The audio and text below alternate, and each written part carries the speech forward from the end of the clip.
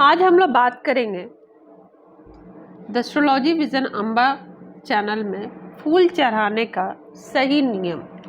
पूरा नियम हम लोग जानेंगे कि कैसे फूल चढ़ाते हैं भगवान पे, क्या मंत्र का जाप करते हैं, फूल कैसे उतारते हैं, फूल को जब तोड़ते हैं तो क्या कौन सा मंत्र का जाप करते हैं, कौन सा सही टाइम होता है फूल तोड़ने का, फूल तोड़ने का भी मंत्र होता है।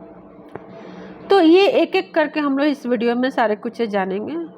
मैं बहुत लोगों को देखती हूँ कि फूल तो चढ़ाते हैं, हर कोई चढ़ाता है, और अभी तो खासकर बहुत सारे पूजा का टाइम आ गया है तो हर दिन कुछ ना कुछ पूजा रहता ही है। फिर रोज़मर्रा में 365 डेज़ हम लोग पूजा करते ही हैं, तो बहुत लोग उसमें नहीं जानता है कि कैसे फूल चढ़ाया जाए। जिसका जो भाव होता है उसी भाव से चढ़ाते हैं। तो भाव तो सही बात है, क्योंकि देवी देवताओं की पूजा में सबसे महत्वपूर्ण है भाव।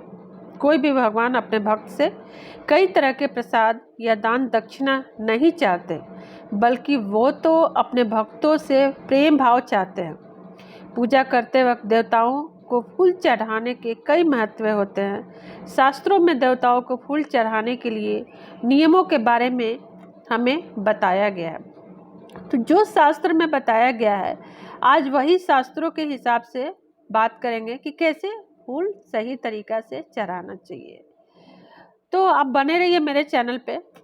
अगर मेरे आपने चैनल को सब्सक्राइब नहीं किया है, बेल आइकन को प्रेस नहीं किया है, तो सब्सक्राइब कर लीजिए और बेल आइकन को प्रेस कर लीजिए, क्योंकि ऐसे ही बहुत सारे पूजा पाठ से रिलेटेड जुड़ा हुआ आपको महत्वपूर्ण वीडियो मिलता जाएगा।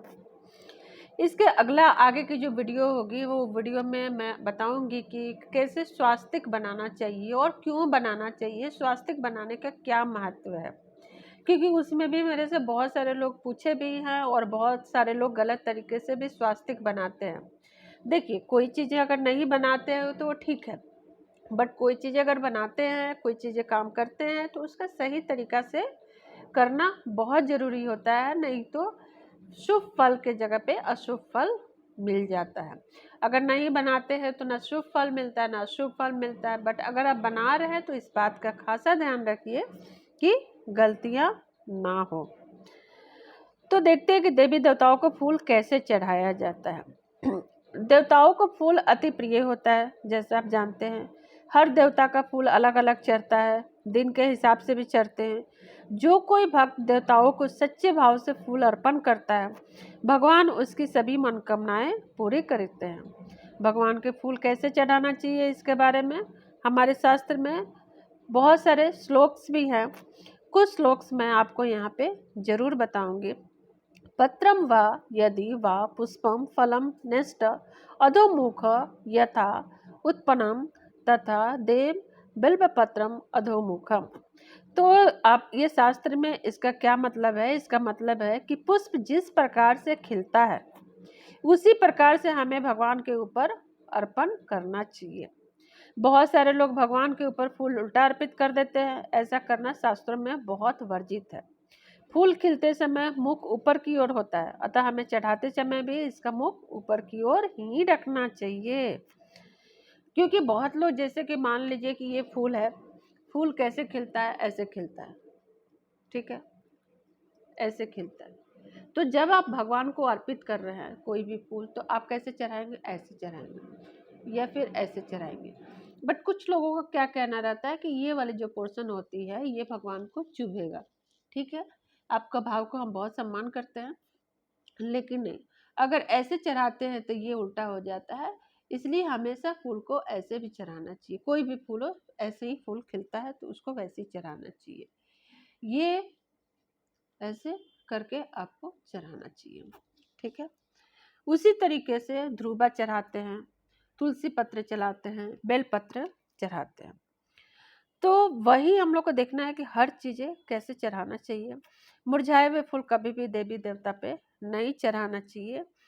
मुरझाए हुए बासी फूल से भी सुगंध नहीं होती है, इसलिए भगवान को नहीं चढ़ाना चाहिए। परंतु तुलसी दल, गंगा जल तथा किसी भी तीर्थ का जल कभी भी बासी नहीं होता है। इसीलिए बोला जाता है कि आजकल बहुत सारे लोग मेट्रो शहर में रहते हैं, फूल तोड़ के नहीं ला सकते हैं, तो उनको फूल आते आते क्या होता है कि थोड़ा सा फूल मुरझा जाते हैं। तो इसलिए उसमें तुलसी दल रखिए, ताकि तुलसी दल कभी बासी नहीं होता और उसके साथ में जो फूल होते हैं वो भी कभी बासी नहीं होता। जैसे ये आप देख सकते हैं, जावा फूल है, आधी खिली हुई है, सुबह का टूटा हुआ है, तो ये हल्का मुरझा गया है। तो वैसे इसको चढ़ाना है। और देखते हैं कि इसलिए भगवान को जब तक क्या बोलते हैं, भगवान को क्यों चढ़ाते हैं, क्योंकि ये सुगंधित होता है और कलरफुल होता है। बट वो मुरझा जाएगा तो ना ही वो सुगंधित रहेगा और ना ही कलरफुल होगा। एक फूल है जिसे आप बासी भी चढ़ा सकते हैं, उसको बोलते हैं दौना। दौना तुलसी की तरह एक ही पौधा है, वह भगवान विष्णु को बहुत ही प्रिय है। दौना की माला भी सूख जाने पर भी भगवान विष्णु इसे स्वीकार कर लेते हैं। लेकिन दौना का फूल हर टाइम में नहीं मिलता है, नहीं तो आपको मैं जरूर दिखाती। फूल चढ़ाने के लिए अपने हाथों में 3 उंगलियां, मध्यमा, अनामिका एंड अंगूठा के सहायता से हम लोग फूल चढ़ाते हैं। ये बहुत जरूरी है, ध्यान रखना कि मध्यमा, अगर हम फूल ऐसे लेते हैं तो फूल को ऐसे पकड़ते हैं, फूल को पकड़ के ऐसे करके इसको चढ़ाया जाता है। ठीक है, ऐसे करके इसको चढ़ाइए। बेलपत्र, तुलसी है, तुलसी का पत्ता भी ऐसे करके आप चढ़ाइए। इस टाइप से ऐसे करके चढ़ाना है। ध्रुवा चढ़ाते हैं गणपति को या जिस भी भगवान को, तो ध्रुवा क्या है, ये ऐसे बहुत लोग क्या होता है सिर पे, इधर उधर कहीं भी चढ़ाते हैं। ठीक है, आप चढ़ाइए, कोई दिक्कत नहीं है। लेकिन ये वाली जो है, ये वाली पोर्शन जो होती है, ये वाली पोर्शन को ऐसे पीछे की तरफ करके इसको चढ़ाना है। बेलपत्र, बेलपत्र को हमेशा उल्टा करके ही चढ़ाया जाता है। लेकिन उल्टा करके भी चढ़ा रहे हैं तो ये वाली जो पोर्शन है ये सामने न रख के इस पोर्शन को ऐसे करके आपको चढ़ाना है। ठीक है, इस टाइप से चढ़ाना है और वो उल्टा ही चढ़ाना है। कोई भी हो, कोई भी अगर आप फूल चढ़ाते हैं तो इस बात का आपको ध्यान रखना है। फूल चढ़ाने के लिए अपने हाथों में 3 अंगुलियां इस्तेमाल करना है, इस बात को ध्यान रखिए। इन 3 उंगलियों के अलावा बची 2 उंगलियां से फूल को स्पर्श नहीं करना चाहिए। ठीक है, ये आपको मैं फिर से क्लियर बोलूँगी कि इससे चढ़ाना है, इस उंगली को ऐसे करके फूल को ऐसे करके स्पर्श नहीं करना है, हमेशा चढ़ाना है। इसी से उतारने के टाइम में ये और ये उंगलियां को यूज़ करते हैं फूल को उतारने के टाइम में। ठीक है, तो ऐसे करके उतार सकते हैं। इस ऐसे पकड़ के आप सारे फूलों को उतार सकते हैं और चढ़ाने के टाइम में आपको विशेष इस बात का ध्यान रखना है। और जैसे कि मैं बताऊंगी कि फूल को कैसे कैसे और उतारना है, मंत्र क्या है, इस चीज़ को आप ध्यान रखिए। अक्सर फूलों में कई प्रकार के कीड़े लगे होते हैं, लोग इसे सीधे ही कीड़े लगे हुए फूलों को तोड़कर भगवान को चढ़ा देते हैं, जो ये गलत है, नहीं करना चाहिए। पर हमें ऐसा बिल्कुल भी ध्यान रखना चाहिए कि ऐसी गलतियां ना हो जिसमें कीड़े लगे हों, दाग लगे हों, मकड़ी हो, जाला हो, कुछ भी। तो वैसे हमें भगवान को फूल अर्पित नहीं करना है। पूजा का फूल अगर कब तोड़ना चाहिए, अगर आपके पास तोड़ने का है कि आप तोड़ सकते हैं, तो पूजा का फूल तोड़ने टाइम में इस बात का आप ध्यान रखिए कि पूजा का फूल कब हमें तोड़ना है। ठीक है, तो कब तोड़ना चाहिए पूजा का फूल, शास्त्रों के मुताबिक अगर प्रातःकाल स्नान आदि करके आप फूल तोड़ सकते हैं तो अति उत्तम है, या फिर मध्यमा स्नान करते हैं तो आप उससे स्नान करने के बाद फूल नहीं तोड़ना चाहिए। जो कोई भी व्यक्ति मध्यमा स्नान करके फूल तोड़ता है, उससे फूल को देवी देवता स्वीकार नहीं करते हैं। तो स्नान के बाद हमें तुलसी, बेलपत्र तोड़ना चाहिए। ये 2 खासकर, बाकी फूल आप तोड़ भी सकते हैं, लेकिन तुलसी और बेलपत्र हमेशा स्नान आदि करने के बाद ही तोड़ना चाहिए। भगवान को फूल तोड़ने का, जब जीत फूल तोड़ते हैं तो तोड़ने के टाइम में पेड़ पौधों से भी हमें इजाज़त मांगनी पड़ती है। मानव शोकम कुरुष्व त्वाम स्थान त्यागम च मा कुरु। देवता पूजनार्थ प्रथयामि वनस्पति। इस मंत्र के उच्चारण के पश्चात पहला फूल तोड़ते वक्त ओम वरुणाय नमः, दूसरा फूल तोड़ते वक्त ओम व्योमाय नमः, तीसरा फूल को तोड़ने वक्त ओम पृथ्व्याय नमः का उच्चारण करेंगे। इसके बाद आप फूल तोड़ सकते हैं भगवान को फूल चढ़ाने के लिए। ये ध्यान रखना है। अब फूल उतारने का विधि। फूलों को एक पहर से अधिक देर देवता के ऊपर फूल नहीं छोड़ा जाता है, आप उसको उतार लीजिए। फूल उतारने से हमें तर्जनी और अंगूठे का इस्तेमाल करना चाहिए, जैसा कि हम आपको पहले ही बताया कि ऐसे करके उतारना है। ठीक है, ऐसे करके ही आपको फूल को पकड़ना है, पकड़ के करके उतारना है। बची हुई 3 जो उंगलियां हैं, जिस उंगलियों को स्पर्श करके आप फूल को चढ़ाते हैं, उसको स्पर्श उसमें नहीं करना है।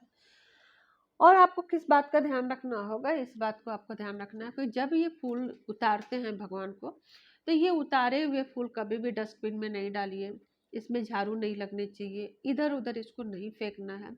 आप गमले में रख दीजिए, मिट्टी में दबा दीजिए या पानी में इसको डाल दीजिए, या फिर ऐसे जगह पर डालिए जो किसी का आते जाते पैर नहीं लगे, क्योंकि इस फूल में पॉजिटिविटी होती है, क्योंकि ये भगवान के ऊपर चढ़ा हुआ रहता है।